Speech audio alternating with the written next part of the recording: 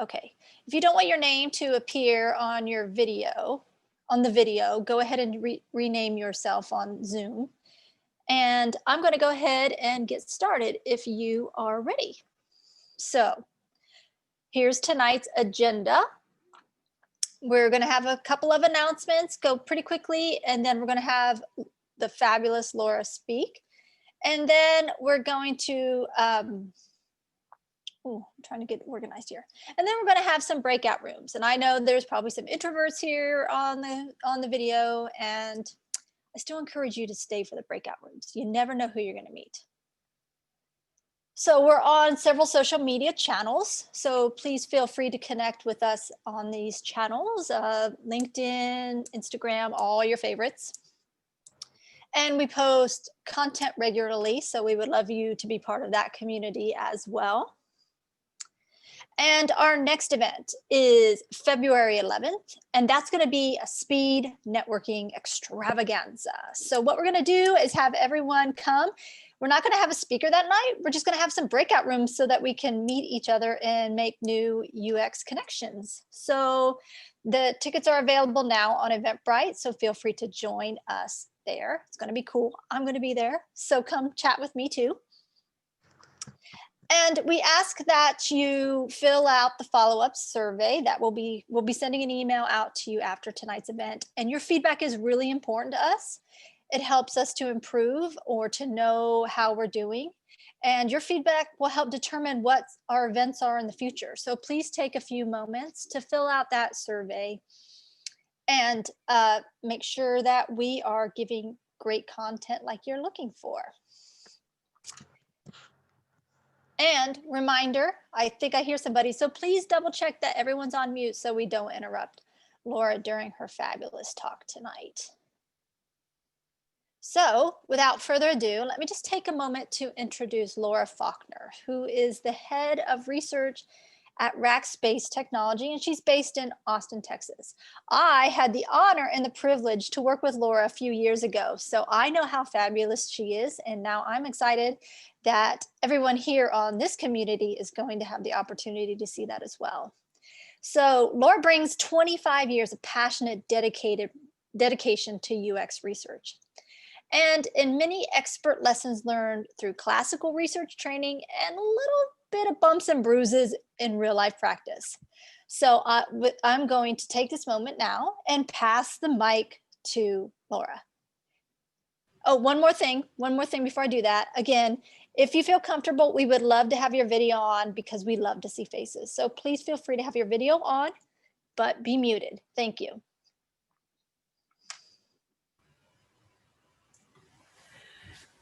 Hello and happy Wednesday, and thanks for being here. I'm so excited about being here, Jen. I cannot thank you and the rest of the folks enough for the invitation. And also Jen was awesome to work with too, so just so you know.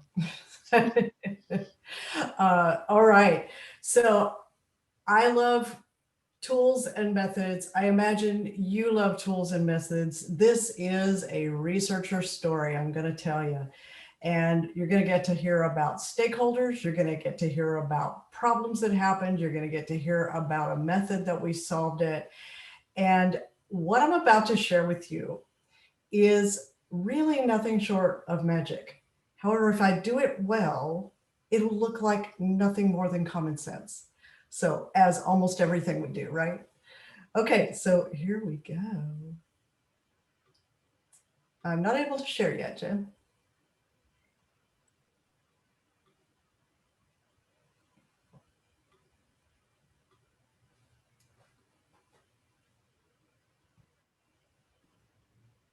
Hey, Laura, try again and see if that works. Nope, I'm still on disabled. Let's see.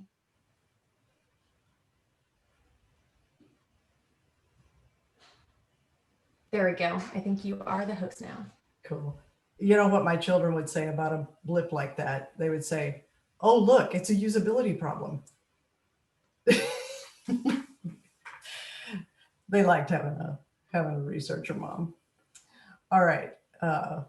The best was explaining user experience to kindergartners. So, Okay, so abstract model testing. So this is this mystery of hidden assumptions, and I want to. Jen already talked about me. I want to also thank my presentation designer, Andrea Gutierrez. I had the great privilege of being her mentor in these last few months, and she is now turning that back on me. And it's wonderful when your learner becomes your teacher. And so nice going. Thank you, Andrea. And yeah, shout out to her. Okay. Oh, on Twitter, I am at Laura Faulkner. So if you want to tweet anything along the way, you are welcome. That channel is getting ready to be a little more active in coming days. All right, so we know that we have all of these awesome tools, right? And you're coming here because you probably are hearing the name of a tool that I just randomly named. I didn't randomly name it, but I named it based on what it was that we did. And it's not in this list. By the way, this is an awesome list. This is from Nielsen Norman's site on service design. And these are the UX, these are some of the UX research methods that they talk about. Great article on service design. But even these can miss something, right? So, and because we know we miss stuff every now and then. And so one of the reasons that we miss key things is that there are assumptions early on. And we know this is why we champion, please let us in early, please talk to us even before, when you first think you have a problem, before you have a problem, whatever else it is, what are your business goals? Come talk to us about that. And we're gonna be right there with you. And we can help like alleviate and miss completely, help the whole projects miss basic assumptions that are made at the front end and decisions that are made early. By the way, if anybody ever tells you that, oh, we're just doing the architecture right now, we don't need research. Oh, yes, you do. So you can tell them that Dr. Faulkner said so, that yes, I do need to be a fly on the wall during your architecture discussions. I don't know about you, but I know some of the advanced practitioners here have been in the room sometimes, and they have managed to avert whole bad architecture things that you would later have to be putting a Band-Aid on a sucking chest wound, okay? So yes, you do want to be in on architecture too. But this was a slightly different problem. Well, actually, no, it did have to do with architecture. So here we go. We call this the mysterious case of the permissions solution. And I will be your village detective today as you watch our show. All right, so the players are our typical folks. These are the typical folks in our village, right? So we have our users, and they're our ultimate, they're at the top. And then we have the typical folks that we are playing with in the room, thank goodness, devs, designers, architects. And so these are the ones who were in the room during the whole event and how this all came about. Okay, so the story I'm about to tell you is a very simplified version of a complex permissions technology called domain trusts. And I have a link to an article in the references here where you can learn about some of the vulnerabilities of domain trusts and how they work. But today we're just going to talk about it as if it was a permissions story, because that's really ultimately what it's about. And it's really, really about human beings. Everything technical is really about human beings. So what this was that the client situation was that there was a super admin of each of these two domains, right? But those domains both belong to the same company, and they wanted to be able to see the whole thing. So really, they didn't so much want to act on each other's things as so much as they wanted to see the whole thing. Well, the client wanted both admins to be able to see everything, and then also like to be able to do certain activities. And so they asked that they be on both systems so that they could see everything. And honestly, this wasn't just 2 systems. We are talking about 8 different ones that they wanted all in this mix. So that gives you a little more on what the really bad things are.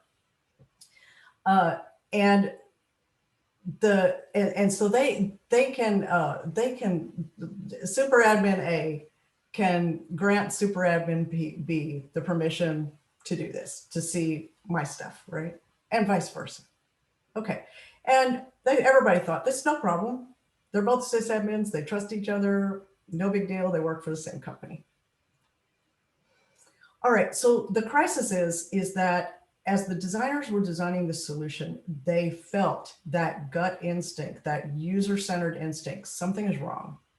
And we don't think they'll adopt it because we think that they'll really push back and that they'll really be afraid of this whole model of just handing over the reins of this whole thing, because that was ultimately what the architects came up with, was this way for them to, it's like once they're in, and both can do every blessed thing on the other system. So here's the short version of what happened when the designers wanted to do this. We allowed this one to be a design-led test. So every now and then the designer, it's like they had some complex, what they believed were some complex questions that only they could ask. And that is a perfectly acceptable solution. We do have a model for that. And what we do is we stay with them side by side all along the way. We help develop a test plan. We help along with the sessions. We typically, honestly, end up doing the analysis and reports, because that's the other value of a researcher, other than the fact that we are so kick butt at methods and getting at the real question, is that we know how our product is information, and we know how to analyze that, and we know how to deliver that out. That is part of why we specialize in this. And a designer's end goal is to change the design.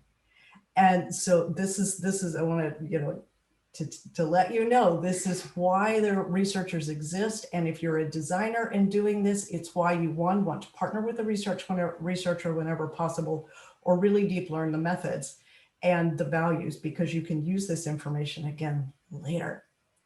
Okay, to help other assumptions from going on.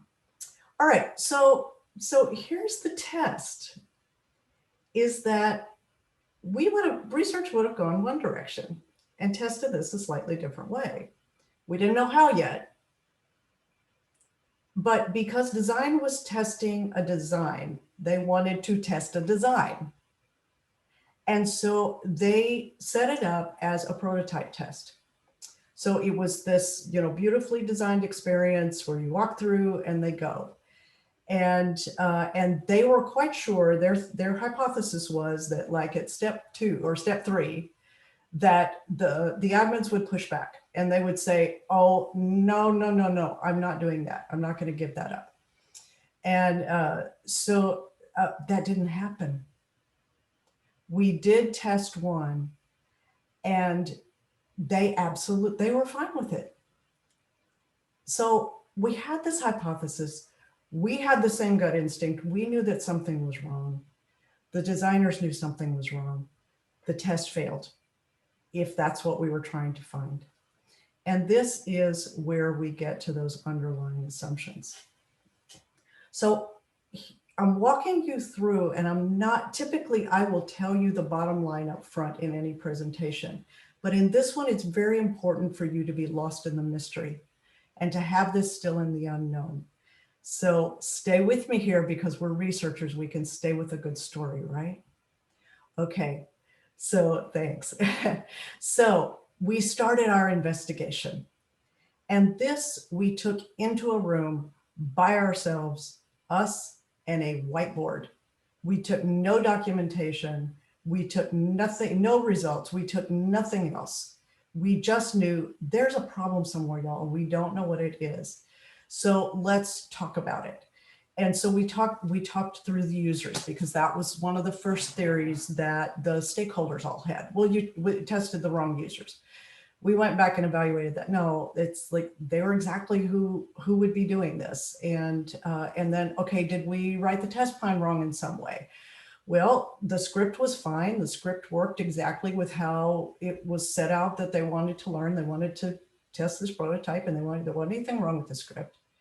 And then was the hypothesis wrong? And by the way, it wasn't just the designer's hypothesis, it was research hypothesis too. And so we weren't sure about that part yet, but this is where we had to go back to the drawing board. And ultimately, I will tell you, part of the bottom line is that we found when we looked at the research plan. So see right here, did we write the test plan wrong? We looked at the research plan and we had not done our due diligence and pushed them hard enough because it was an undisciplined research plan, and that is not their fault. It is that we didn't do our due diligence, and there's something we dropped out. And by the end of this, you're going to know exactly what that is and exactly how to address it in your own test planning situations. All right, now here was where the fun began. And this is where we get to the abstraction part. Because we stepped away and we left everything else behind except our minds, our memories, and a whiteboard, and each other, and only the researchers together. It's like we needed, just like a detective. So you've seen the detective stories, right? And then they all go into the office, and there's a big board on there, and they put who all the people are, and they put all the things that can happen, and they draw lines between them. So this is exactly what we did. And this is the fun part. So while most of it, we can't do this live right now, there's all sorts of great ways to do this. And I recommend doing it by drawing, whether you have a drawing pad or whether you got to bring up PowerPoint or Keynote or something and you draw boxes and lines on there. Researchers get together in the room and draw together, because this is where you begin to find the answers. It's also where you abstract out the problem. Like I said, this is magic, but it will look like common sense when we're done. Okay, so what did we start at the whiteboard with? We started off with our two people, because ultimately it was all about human beings. Everything is about human beings. So we drew them on the board. And then the next thing we do is we started drawing on the board what was happening. Okay, this one is giving it to this one.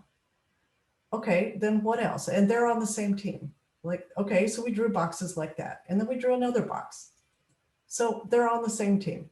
So we drew boxes for the same team. And then we thought, well, what else could happen? Who else could be in the mix? And what else could they do?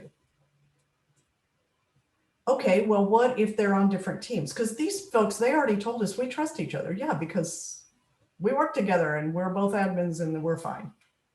Again, remember, this is a very simplified model of the real problem that was a tech problem underneath. Okay, so then we thought, well, what about different teams? It's like, I wonder what they would think about that. Would that matter to them? Would that be okay? I don't know, might be. And then we started drawing out, okay, wait a minute, there's something else that can happen, because once A grants to B, B has the same permission to grant to someone else. Now, what's wrong with this picture? What's wrong with this picture? This person over here in the stranger danger box is not known to sysadmin A. So now there's somebody in the mix, and this person doesn't know them. They don't know that this person has handed it off, and they can't see that they're there. So you cannot see who else is in there. You just know that somebody else got granted the permission. Then we started sketching out, and the markers went wild. This is where we started making boxes and boxes and scenario after scenario. What is happening? And we got down to, this could be shared out in so many different ways that it gets extremely complex. And now you have no control over the security of your systems. It is gone. They have login permission, but now they also have whole admin permissions.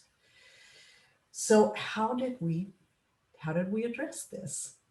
Okay, so first, why did the first test fail? Other than being an undisciplined test plan, why else did the first test fail? You can put your answers in the chat. And Jen, you can read a couple of those out to me. You bet. We have too soon. I think somebody said COVID. Anybody else? This was BC, before COVID. Oh, before COVID. Researcher is spectator only in the ARC discussions. It wasn't clear in the prototype that person B could share permissions with the other people. No real context. Users don't understand consequences from a prototype. They didn't ask the right questions.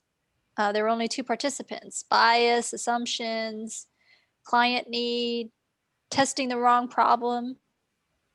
Forgot to share more scenario or Awesome. little context. These are great. Thank you. I love research people and people who think research. So all of you who are not researchers, I love that you think research. This is fabulous. I would love to be in a room with all of you. Okay, let's play sometime.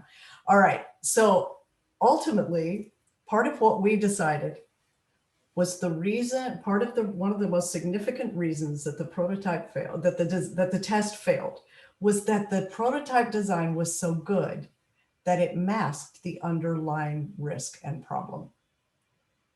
So think about that for a moment. A design can be so good that it can mask an underlying architecture problem. This is deadly serious. And one of the most biggest examples that I can give you this, I studied under one of the foremost human factors in crew research scientists in the world, the late Dr. Helmreich. And he studied how crew behavior in airline accidents. And unfortunately, as his students, we had to read black box transcripts and see what happened right before people died. In 1995 in Cali, Colombia, a plane full of passengers hit with perfectly clear air, nothing else wrong, no mechanical issues, ran into a mountain and everybody died. Part of the reason it happened was there was a wonderful design that allowed them to take off time. How a plane navigates is that they put in the coordinates of the next tower and the next tower and the next tower, and the autopilot takes them there. So during the flight, it's a lot of that, and then pilot attention to anything that goes wrong. And they're putting in the coordinates. There's a mapped out route and mapped out towers around that. One of the things that the design allows them to do is to if things are going well and all conditions are great, is that they can program. They don't have to go to point C. They can go directly to point D. If the conditions are correct, and they've talked to the people on the ground and with the traffic controllers, and everything is good. It's like, is it safe for us to do this? Yeah, sure. So they did. They put in D. The problem was they had already passed point C and they didn't know it, or were already beyond a certain point. And when they put in one of the coordinates, the plane actually turned around to go find a previous point. There was a mountain in the middle. They died. The last thing you hear on the recording is terrain warning, and not even a reaction. It was that fast. So a great design can mask a critical problem. All right, everybody take a breath on that one. It's a big example, and we're all often feeling sorts of folks, and we take that in. This is why we're so passionate and committed about what we do, is that in any environment, we want the best experience possible. All right, one more breath. Me too. It's a hard story to tell. Okay, so now back to our story. How did we do it? How did we solve it? Oh, we solved it through great method. This is the big key to everything. So I have 2 slides in this deck that are very text heavy like this. These are your takeaway slides, your references. You don't have to go to a bunch of other documents. You'll get it directly in this, and you can use this over and over. I just ask that you would attribute this to me, both this one and the last one that has this much text. The key to all of it was the disciplined research plan. And that begins not where so a novice will often go directly to the script. It's like, okay, we want to test this thing. Okay, how are we going to do it? What are we going to ask them? And they come up with a bunch of questions and they're going to ask them. That's novice. Most of you are probably beyond that if you're in this room. So that's perfectly fine until it's not. Okay. So, and then next, they might go up a level further and say, okay, well, we're going to do a usability test and we're going to test these people. And now here's the script. No, you may not, you may not write, you are now hereby forbidden ever from writing this section by Dr. Faulkner first when you do a research plan. You are going to write these sections first. Typically, when we come in, we have some quick questions, and the objectives and questions section is where you can throw the kitchen sink. This is where you can throw everything that every stakeholder wants. And it's okay to begin putting it there, but you still don't get to go down to here yet. So you put in all your objectives and questions, but before you go any further, you ask your stakeholders, what business problem are we trying to solve? Or what business value are we seeking to deliver? And we want to do that so that what? So that what will happen? We want to do this great thing so we get more customers. We want to do this, we want to connect all these things so that they'll be happy about operating because they can operate in all their environments. And so that is the single most important first thing you ever do. So always start with the question, what problem are you trying to solve? And that will help you deliver this. Always put a so that on there so you know what the ultimate business outcome is. Honestly, somebody come in and ask you, can you make me a button with this? It's like, okay, why do you need this button? It's like, what are you trying to achieve? If you do that button, what is that going to get you? Okay, if we get that, what is that going to do for all of us? So that's the hard conversation. That's a whole topic on intake, and I'm going to be writing some stuff soon so that you'll know that you have some guidance on how I do an intake. Okay, so next are the research goals. This is what you are going to learn, not what you are going to do. It's ultimately, we're gonna find out, are these people really willing to do this? And if they're not, what are the blockers? It's like, that's what we're trying to discover in this particular mystery. Pro tip, because this separates out the objectives and questions and your script, is that the questions that you want to answer are not the questions that you ask. So typically novices or those who are not in research will imagine that, oh, well, we want to ask them, what if you did this? Or what if, it's like, no. Your objectives, I mean, your objectives are the research questions. And this, your script, is your kick butt research instrument. It is what actually measures. Your script is not ever questions, even if it has something that looks like questions in it. They are a research instrument. Don't we love what we do? Okay. So this is the key to everything initially. Now this is what delivered us. We need to test this in the abstract. We cannot show them anything. We cannot tell them anything much about how the technology works. This has to be a model of those relationships and to identify, is there a point at which they experience risk and too much? And so that is in this mess. Where in which one of these points does it happen? So you know what we tested? We tested these drawings. Abstract, wholly removed. See, common sense, simple, it looks easy. This is magic. Abstractions will always look easy and they will look like common sense. They will be magic. So think about that. Abstract will always look simple and it will always be complex. All right. So next on solving this particular case. First, I want to tell you the science behind disasters. So because we're researchers, we love research, right? This is from James Reason's work. He was a human factors scientist and he studied organizational accidents. And these are large scale things like that flight I just described, like the failure of the Bank of England, all on one guy who was trading futures without permission. The collapse of a railroad in China that happened because of these 4 things that happened earlier. This is why disasters happen. They're never going to happen on the first level, or hardly ever going to happen on the first level, because there's safeguards. So all of these places that don't have holes, that's where all the safeguards are. Nothing wrong with them.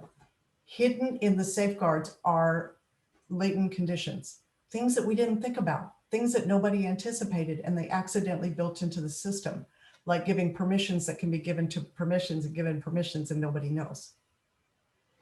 So when your multiple layers of safeguards, so disasters are rare, and it's probably rare that one of those sysadmins would take down the other site, right?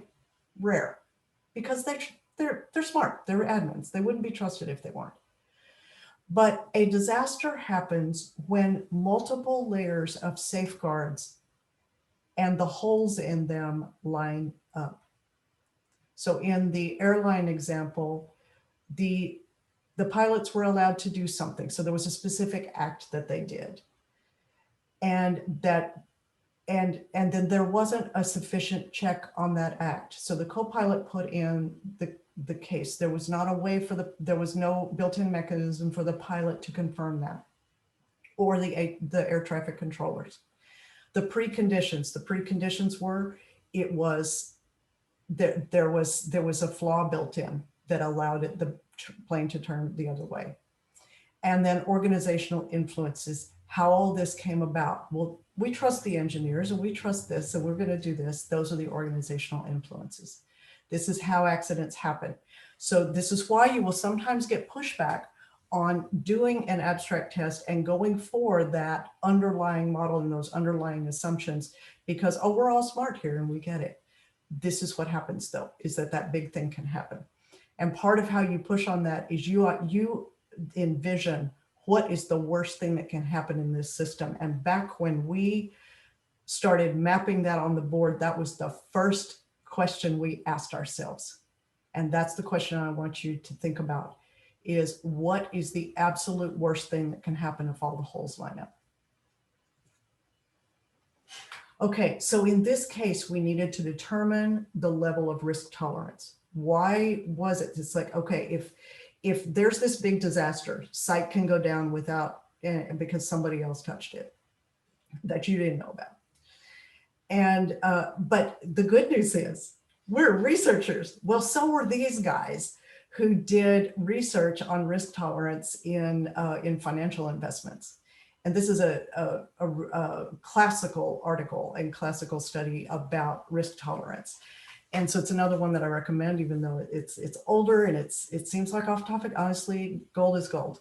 So here's what they say is that it can be measured, and you can measure it by asking questions. Don't we love that? We can measure risk tolerance by asking questions. And the processes you use to do that is that good process, good research design is how you can find out what's happening under the covers. So this is what we did, was we used those drawings to test risk tolerance, and we just found where were the fail points. So we got that, and they started to identify, and where they started to do it, they were fine with the sysadmin shares with sysadmin on the same team. They were also fine with sysadmin 2 shares with another sysadmin on another team. It's like, yeah, okay, yeah, because I trust them and they're all in this. It broke down immediately after that, even sooner than we hypothesized.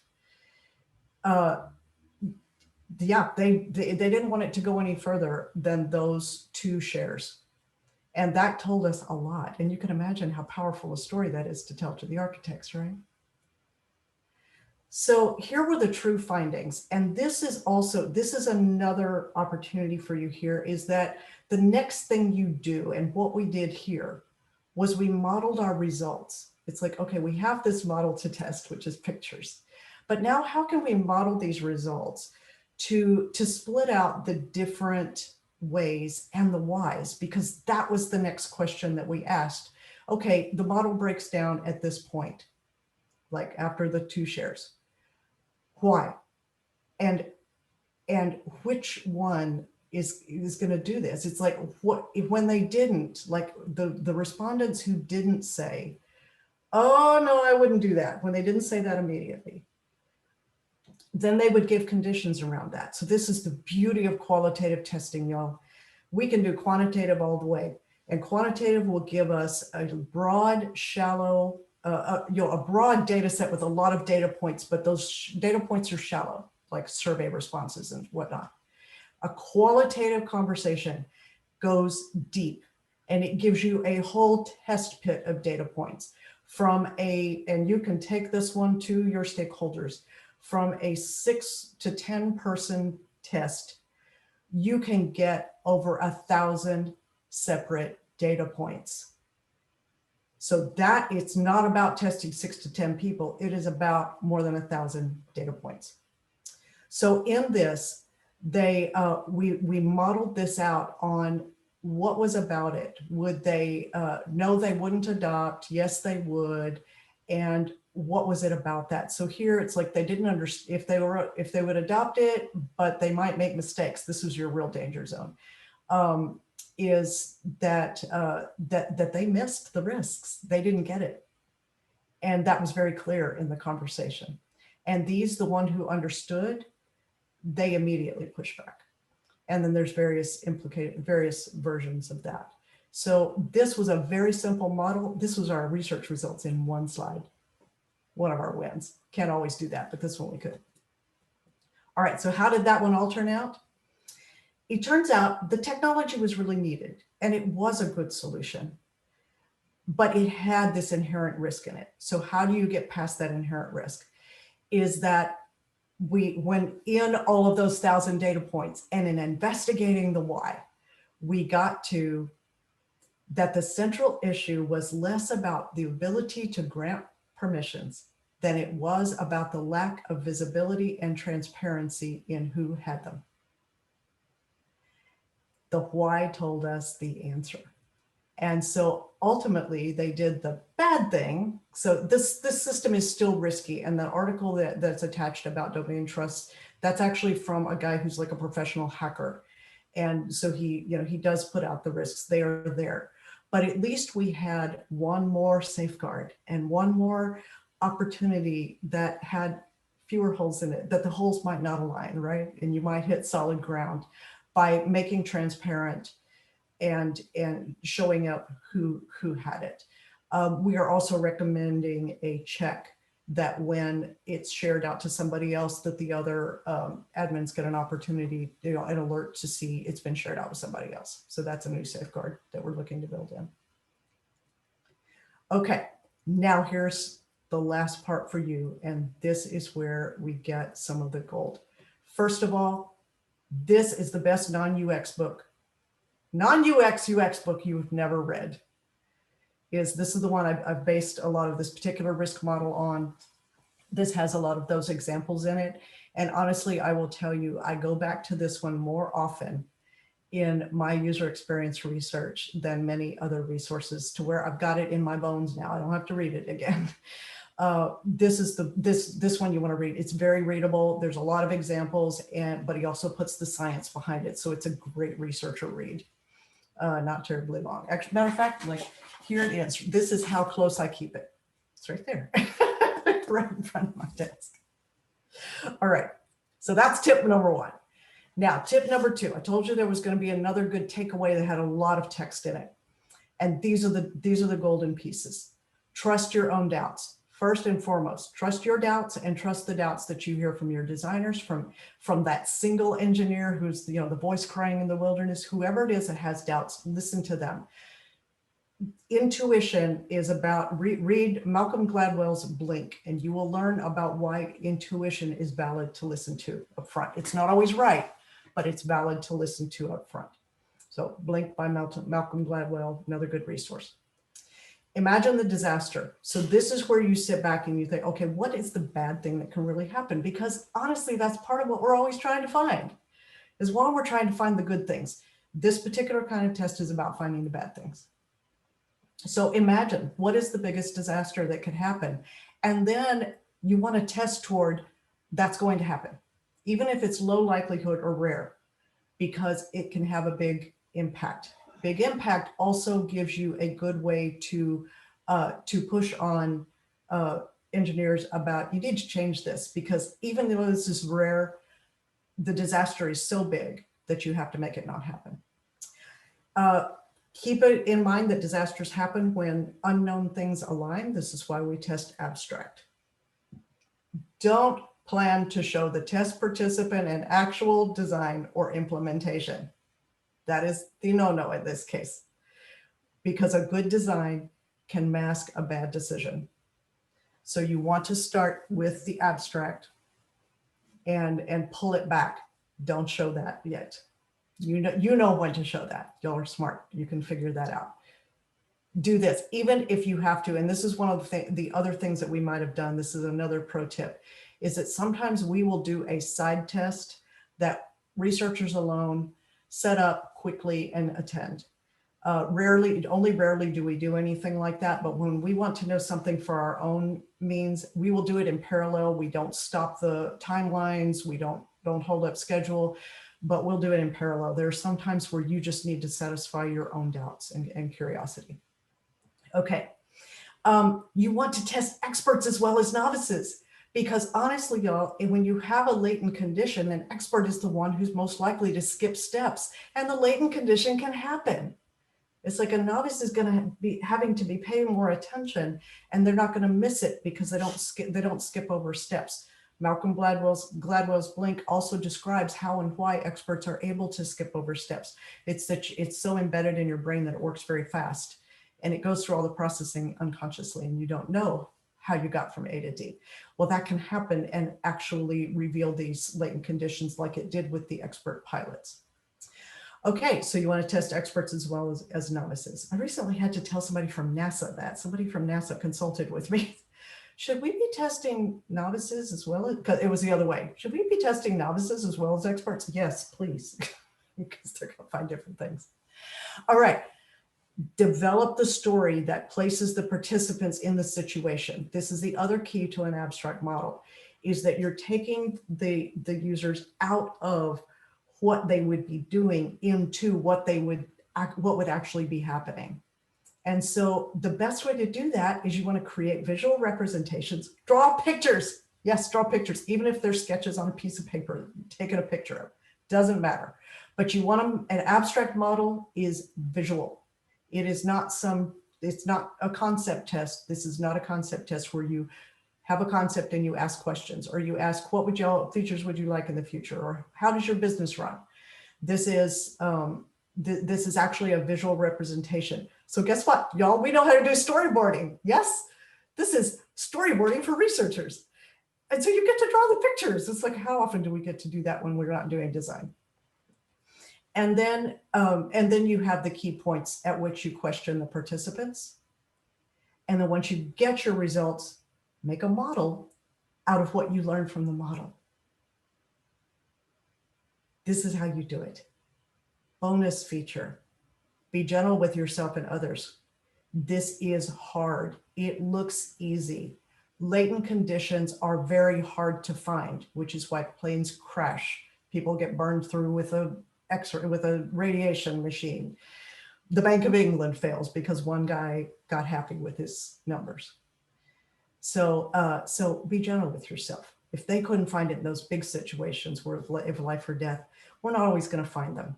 So this might work and it might not. What it does, it's magic. Okay, 45 minutes, questions, let's talk. Jen, tell me the questions. All right, will do. First, everybody give Laura a quick applause with your emojis because that's some really good stuff there. Great storytelling, even though some of the story points were not the happiest story points, but still really great stuff. Okay, I'm going to jump into some questions. Again, if you have a question for Laura, we're asking that you throw them in the chat. So I'm going to go ahead and get started. And first question is, what's the amount of people that you usually test in the beginning for this type of process? Oh my gosh, you are singing my song. Are you ready? One of my biggest claim to fame in user experience is I am the author and originator of the study and paper that's called Beyond the 5 User Assumption. Just Google Beyond the 5 User Assumption. There's a PDF copy at Simplifying Interfaces. That's the fastest one to get to. It is an off-sided one that gives you, it answers that question for you by giving you the model for how you answer it for yourself. So in this case, I believe we tested, because it was such high risk and the potential of things going in multiple directions, I believe we tested 12.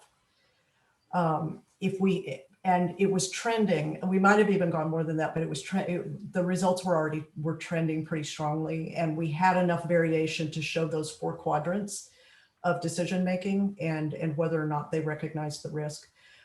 So yeah, Beyond the 5 User Assumption will give you your own model for how to for what you lose and what you gain by adding participants. If you need to figure it out, so typically for most UX tests, like all of you, about 6. We typically do 6 sessions. If we imagine there's going to be a lot more variation, 8. In this case, I would have gone to 17 probably, if because it was high risk and there were multiple scenarios involved. Typically, you don't need to go much beyond that in any UX test, and there's several conditions that make that one. But thanks for asking that. Okay, great. So next question: if the test failed, why did you still think that something was wrong with the architecture rather than just trust the results of your research? Very good question. So 2, and honestly, one of the biggest was that the designers were really worried. The emotion on the designers' faces and in their voices told the tale. We're human observers. That, my friends, is data. What you see among your stakeholders, among your villagers, is data you can use in your decision making about testing. My personal mission is to spark fast, confident decisions. That's what I do, and I use that as my belt beacon every day. And so to do that, I want to give enough information for them to be confident. If there is a lot of unconfidence going on, then you need to go test that. The second piece is your own intuition. The third piece is it's a high stakes game. And Beyond the 5 User Assumption, we'll talk about that, is that when the risks are, when the potential disaster is high, then you want to do your due diligence. And we wanted to do our due diligence. So even if they had gone ahead, we were going to test this in parallel. And that's how you handle it in a real world situation, because not everybody's going to stop when they don't believe that there's a problem. So you do it in parallel. That's how it works in the real world. And then if they don't take that, now what do we do? It's like, if they don't take that advice and what you come with out of the results, because it's already gone, they're already too close, they're quite sure, you save that report and those outcomes. And I have an article about this that tells you about doing this. Like, what do you do when they don't take your advice? You keep that, you archive that. It's part of why we do reports, because if it fails, you will have the instant root cause analysis of what happened, because you have already tested and documented it. I had this situation happen at a very large financial institution that I was consulting with, and they did the bad thing, but we had documented the problems, and we told them, look, these are catastrophic. If you put this in, the bad things will happen. But they released it. There were other pressures that we didn't know about. By the way, guys, they don't release things without your results because they think that you don't matter. They release things because they have pressures you don't know about. So be kind to yourself and others when they don't take your results. And you put those in your bank. And they had root cause analyzed for 3 days and could not figure out the answer. When somebody finally said, maybe we should ask the research team, we handed them the report. They saw 9 catastrophic findings. They fixed them, and the problem was fixed in 36 hours. Fixed globally, because we already had the answers and we documented, and we let their pressures drive them as they needed to, but we were ready to save them when the bad thing happened. Isn't that awesome? That is awesome. That's what I learned by the bumps and bruises.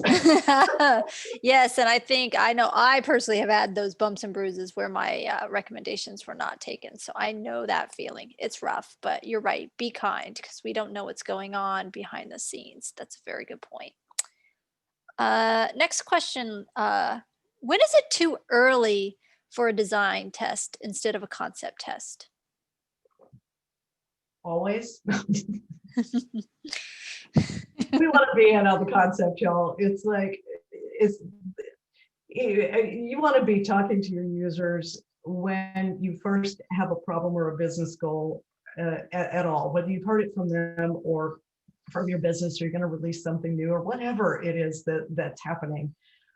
You want to talk about them long before anybody puts pencil to paper. And then the next thing you want to test is, yes, you want to do a concept test, but in words. You want to ask them, what if we did something like this? What if we had something like that? How would this be for you? What would that do for you? Is there anything that would make bad happen for you if we did this, something like this? All in words. You can often do that in what I call a piggyback test, which is that you just have 3 or 4 questions that you tack onto another user research study. And so you start early, test early and often.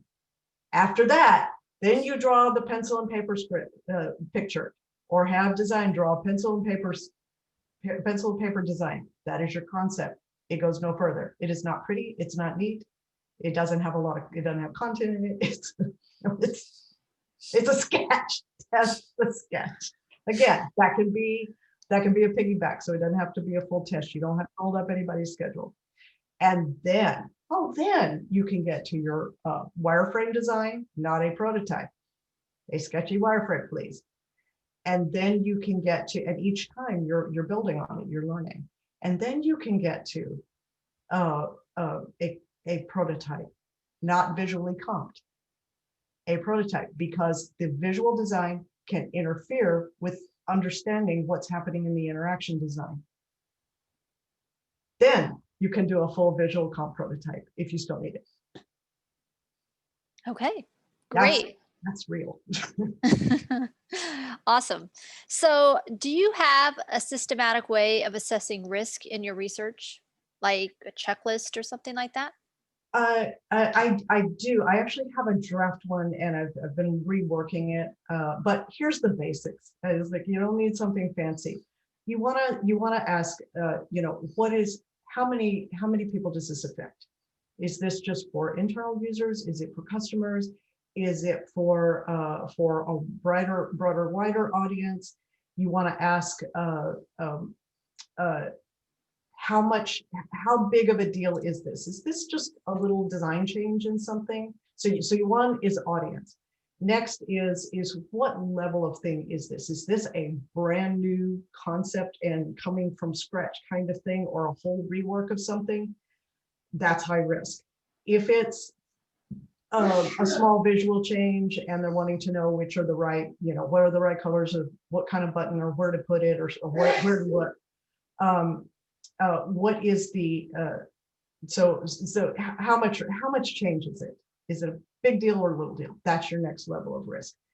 And by the way, if you can count the number of audience, that really helps.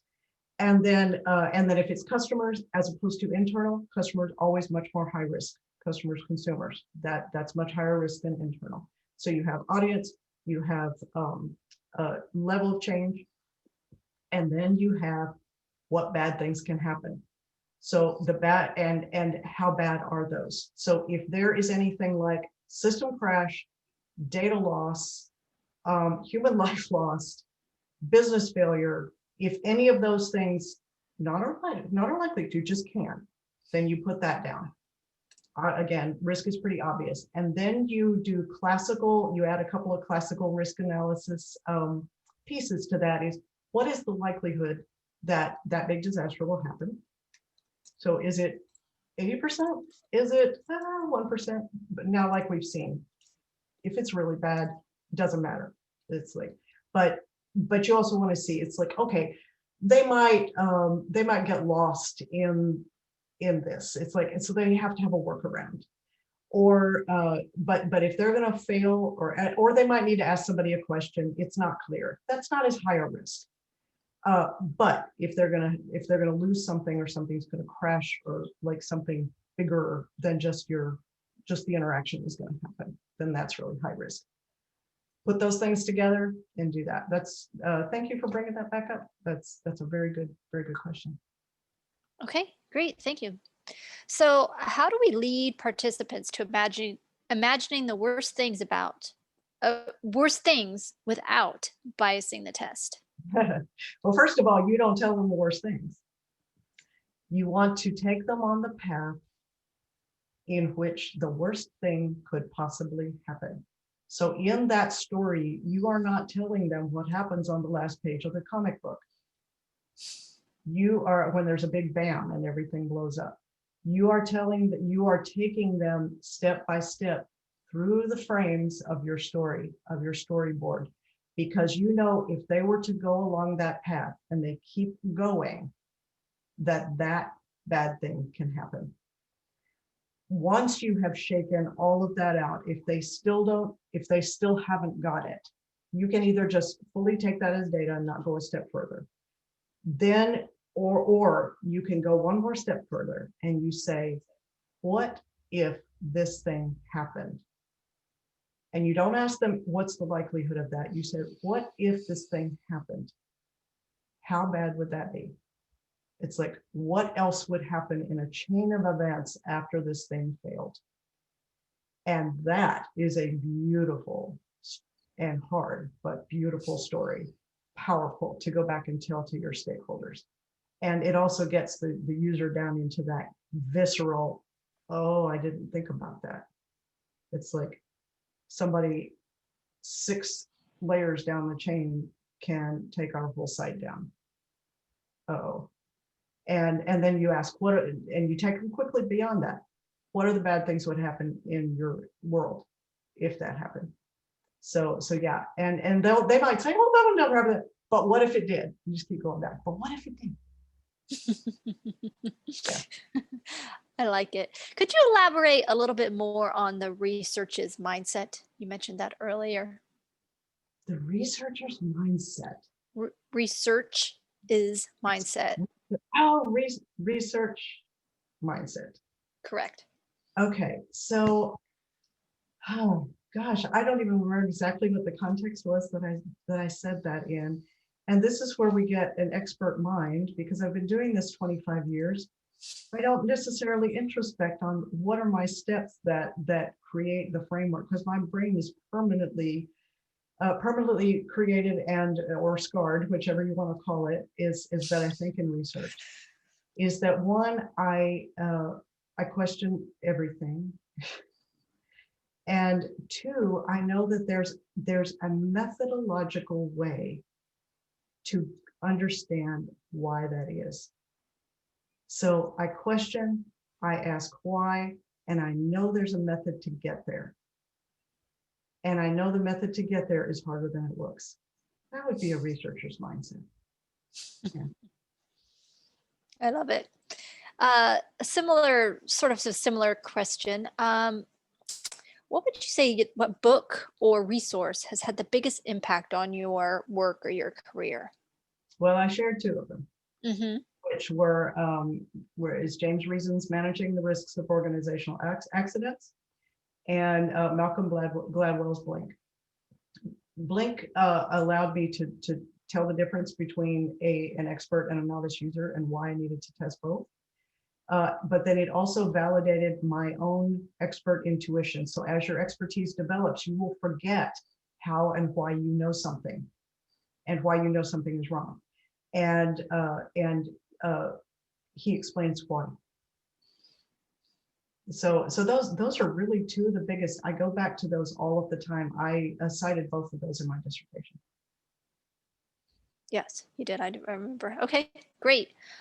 This is kind of a little bit off topic, but do you use an insights library or something similar to where you keep your research, a repository throughout the product? Yes, we do. And not just throughout the product, throughout the history of your organization, period.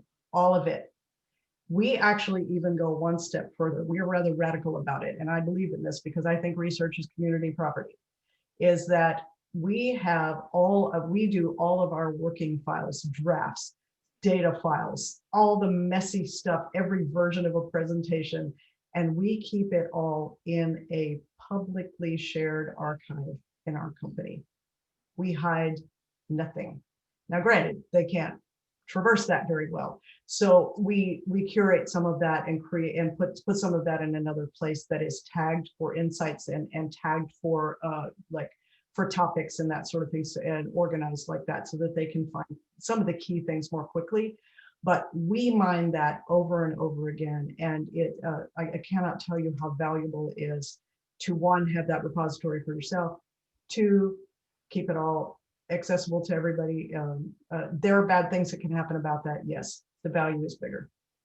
But yes, it's also really awesome to have those recurring things. So, and you decide you curate what goes in that based on the recurring questions that you get from your organization. It's like, what are the research questions, the things that people, they'll typically come to you and say, we want to do a survey.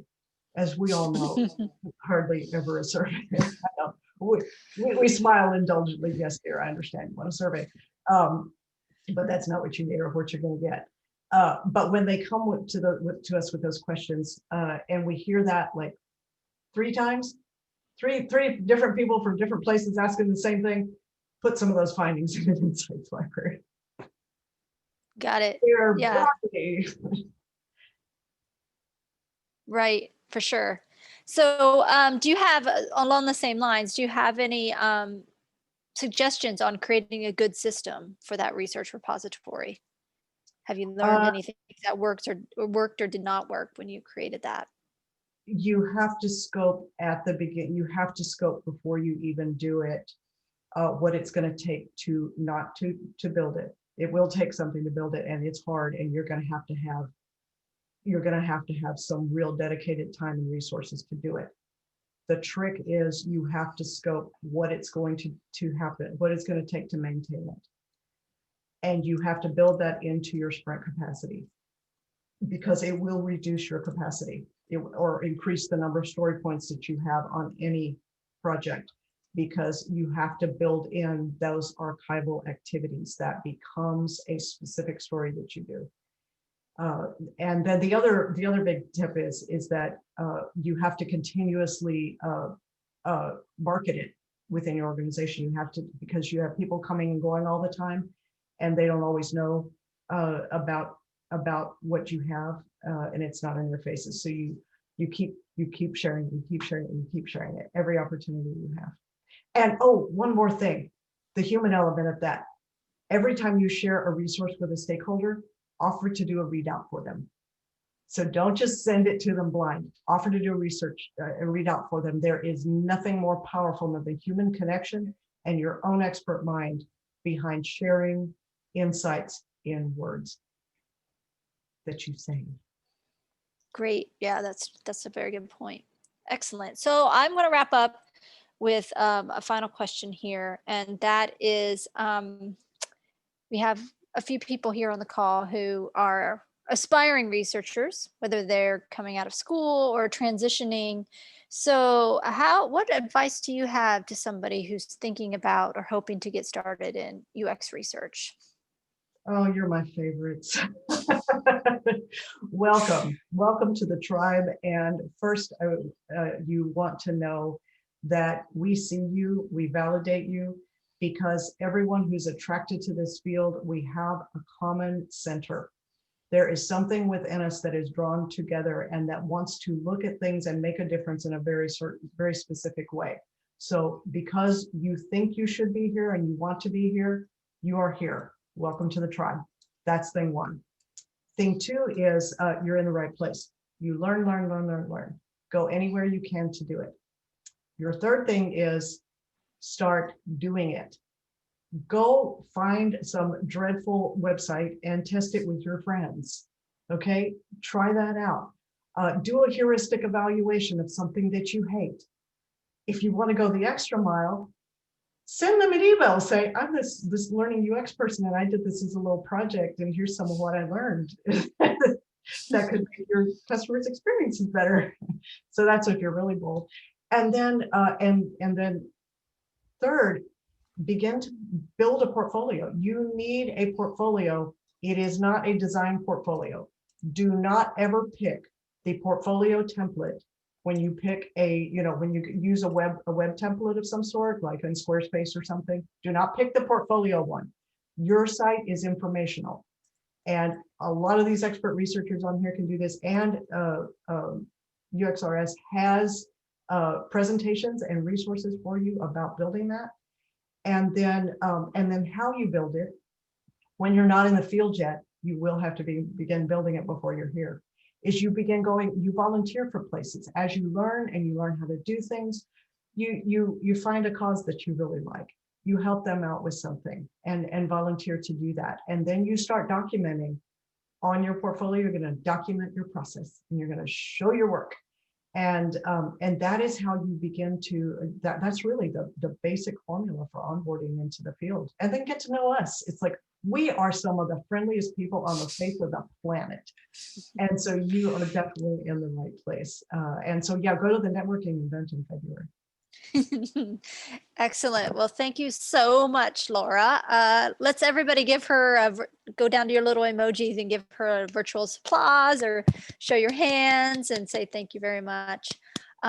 Laura, can you do me a favor and make me back to be the host? Because I don't think I have the ability to do that. If you go over the participants and make me host. Oh, yes, that's right. I had to remember how to do that. Yeah, if you pull up the participants, sorry about that little technicality. You never know about the make host. Back to you. Excellent. Thank you again so much. Wow, I'm blown away, as I kind of knew I would be, but more blown away than I expected. So you are welcome to stay for the networking that we're going to have after this. But again, everybody give Laura a nice big applause, however you feel like doing that. And I am going to, again, thanks so much. I will step out and, but all of you, I will accept your invitation on LinkedIn. Just send it and tell me you met me here. Yes. Excellent. Thank you, Laura. Okay. So